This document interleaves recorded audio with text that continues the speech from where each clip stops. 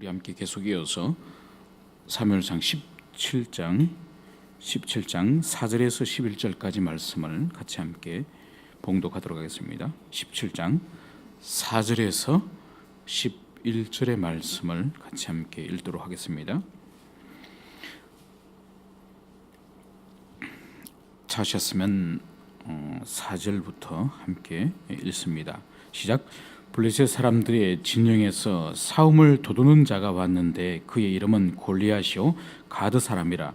그의 키는 6규빗 한 뼘이요 머리에는 노투구를 썼고 목에는 비늘 갑옷을 입었으니 그 갑옷의 무게가 놋 5천 세겔이며 그의 다리에는 놋 각반을 쳤고 어깨 사이에는 놋 단창을 메었으니 그 창자로는 배떨채 같고 창날은 철 600 세겔이며 방패 든 자가 앞서 행하더라. 그가 서서 이스라엘 군대를 향하여 외쳐 이르되 너희가 어찌하여 나와서 전쟁을 벌였느냐. 나는 블레셋 사람이 아니며 너희는 사울의 신복이 아니냐. 너희는 한 사람을 택하여 내게로 내려보내라. 그가 나와 싸워서 나를 죽이면 우리가 너희의 종이 되겠고 만일 내가 이겨 그를 죽이면 너희가 우리의 종이 되어 우리를 섬길 것이니라. 그 블레셋 사람이 또 이르되 내가 오늘 이스라엘 군대를 모욕하였으니 사람을 보내어 나와 더불어 싸우게 하란지라. 사울과 온 이스라엘이 블레셋 사람의 이 말을 듣고 놀라 크게 두려워하니라. 아멘. 성경 속에 등장하는 수많은 인물들이 있지만은 하나님을 모르는 그리스도인이 아닌 그런 세상 사람들 가운데서도 성경의 인물 가운데 가장 잘 알려진 인물 중에 한 사람을 꼽으라고 한다면은 골리앗이 아닐까 생각을 합니다. 골리앗은 세상 사람들도 비유로 다윗과 골리앗이라는 그런 비유로 세상 사람들도 잘 알고 있는 거죠. 오늘 저희들이 읽었던 이 골리앗의 이미지는 블레셋 거인족 골리앗을 이 성경은 소개하고 있지만은 이 세상은 골리앗에 대한 이미지는 마치 이런 것과 같죠. 철옹성과 같아서 결코 무너뜨릴 수 없는 어떤 권력이나 어떤 힘을 오늘날 세상 사람들에게 있어서는 골리앗이라고 하는 그 이미지를 보여주고 있는 것이죠. 그러나 오늘 성경이 말하고 있는 이 네 구절에서 이 골리앗의 이 모습은 매우 한 사람에 대하여 상세하게 묘사를 하고 있습니다. 그의 키를 6규빗 한 뼘이요. 그러니까 한 규빗을 한 45cm에서 한 50cm 정도로 그렇게 보지 않습니까? 그러니까 장정의 이 손끝에서 여기까지를 한 규빗으로 그렇게 보는데, 그러면은 이 골리앗의 키는 한 2m 90에서 3m 정도 되는 엄청 큰 그런 거구죠. 그러니까 정확하게 사람의 키를 여기서 말을 하고 있고, 그리고 이 골리앗이 몸에 지니고 있는 그 무장하고 있는 그런 장구까지도 정확하게 무게까지 기록을 하고 있는 것을 볼 때에 이것은 역사적인 팩트를 말하고 있는 것이죠. 그러니까 이 골리앗이 그 몸에 걸치고 있는 갑옷의 무게라든지, 그리고 그가 가지고 있던 창날의 무게라든지, 이것은 다윗이 그를 죽이고 그의 갑옷이라든지 그의 무기를 노획물로 삼아서 그들이 이스라엘이 보유하고 있었기 때문에 정확하게 이 무게를 이 성경 가운데 기록을 할 수 있는 것이죠. 그래서 오늘 이 네 구절에 해당되는 이 골리앗의 이 키라든지, 그리고 그가 지니고 있었던 갑옷의 무게라든지, 그리고 그가 가지고 있는 창, 그리고 그의 몸에 무릎을 보호하는 이 놋 각반, 그리고 그가 어깨 사이에 또 두르고 있는 단창, 이런 것들을 아주 상세하게 성경 기자는 이것이 허구의 인물이 아니라 역사적 사실을 배경으로 하고 있기 때문에 그렇게 상세하게 기록을 하고 있는 것입니다. 이것은 이후에 오늘 저희들이 읽지 않았습니다만 여기서 한 개인에 대해서 이렇게 상세하게 그의 키가 얼마며, 그리고 그가 가지고 있는 무기와 장비와 무게가 이것이 얼마나 완벽하게 그가 용사로서 전사로서 갖추고 있는지를 이것은 설명하는 것은 이후에 다윗과 대조하기 위하여서 오늘 성경 기자는 상세하게 기록을 하고 있는 거죠. 나중에 다윗을 우리가 살펴보면은 다윗은 이 골리앗 앞으로 나갈 때에 막대기 하나, 그리고 물매와 그리고 돌멩이 5.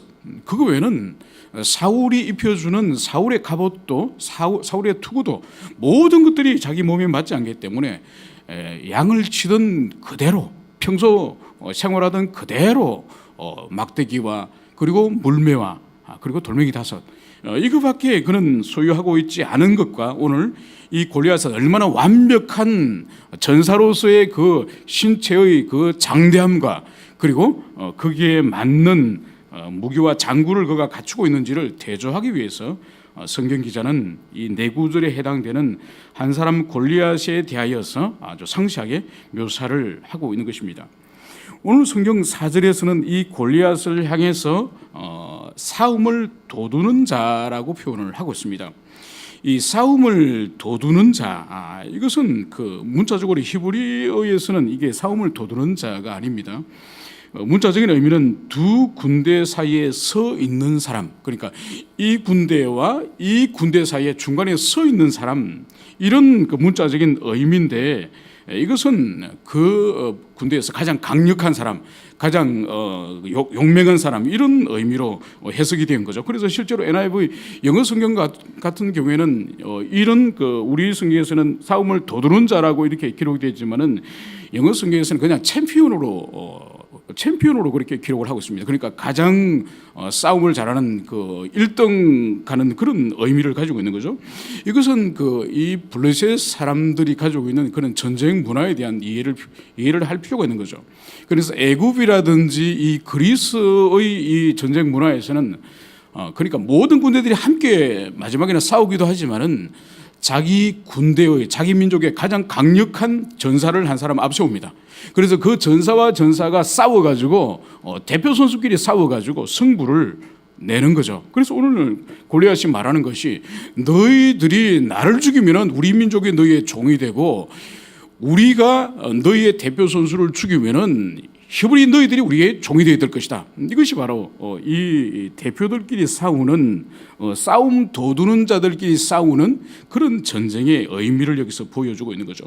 이것을 우리가 잘 보여주는 것이 이제 호모 일리아드에 보면은 그 트로이 성 앞에서 트로이의 그 왕자 헥토르하고 그리고 아킬레우스가 거기서 전쟁을 벌입니다. 그러면서 결국은 헥토르가 죽는 거죠.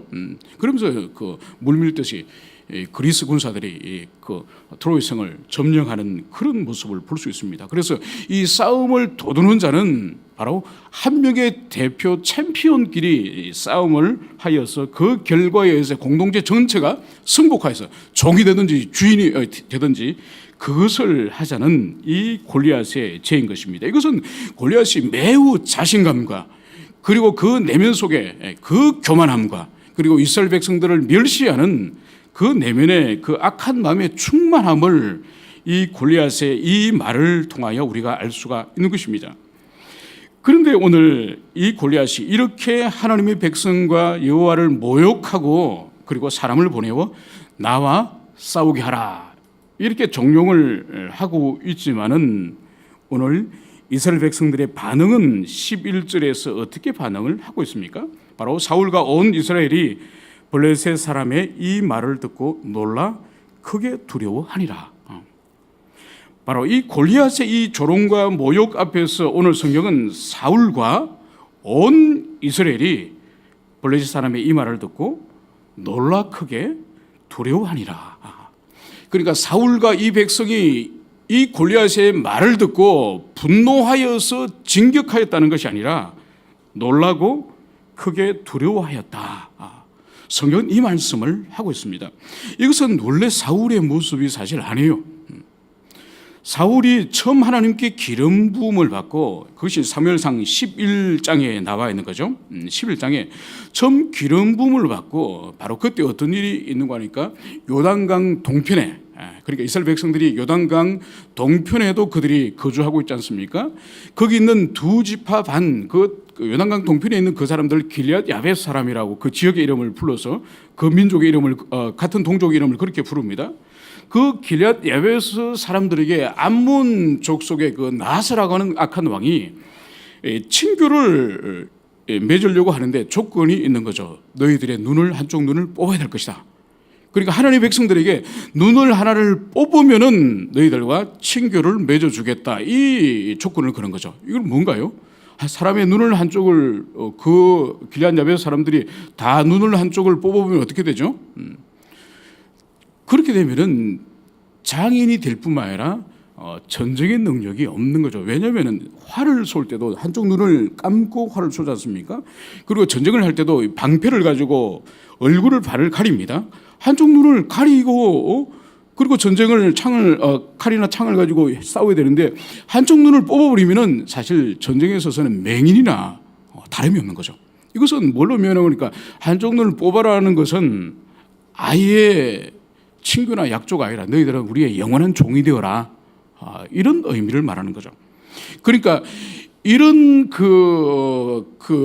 아몬족 속의 그 악한 피박 가운데서 이 소식을 이스라엘 백성 전역에 파발을 돌려가지고 구원을 요청합니다. 그때 들판에서 일을 하고 돌아오는 이 사울이 그 소식을 듣는 거죠. 그 소식을 듣는 순간 자기 동족, 이제 이미 기름 부음을 받았기 때문에 자기는 왕이죠. 왕으로서 자기 돌보는 그 양들이 눈이 뽑히고 양들이 종이 될 같은 그 위기 가운데서 분연이 일어나는 거죠. 그때 성령이 바로 사울에게 임하고 그에게 놀라운 그런 용기와 지략과 그 힘이 하나님 성신에 의해서 이 사울에게 부어지는 거죠. 그리고 백성들을 이제 독려하고 군사를 모아서 이 암몬 나하스를 경멸하여서 전쟁에서 승리합니다. 그러니까 백성들이 위기에 처하였고 양들이 위기에 처하였고 양들이 지금 두려워하고 있고 양들을 보호하기 위해서 분연히 성령이 임하여서 그 민족을 구하는 것이죠. 그런데 오늘 11절에서는 사울은 여호와 이름을 그렇게 모욕하고 그리고 백성들이 위기에 처하였고 양들이 그렇게 위기에 처했지만은 목자로서 도무지 어떠한 일도 여기서 일어나지 않는 거죠. 오히려 성경은 뭘 말씀하고 있는 거죠? 사울 또한 이스라엘 백성과 함께 두려워서 크게 놀라고 있다.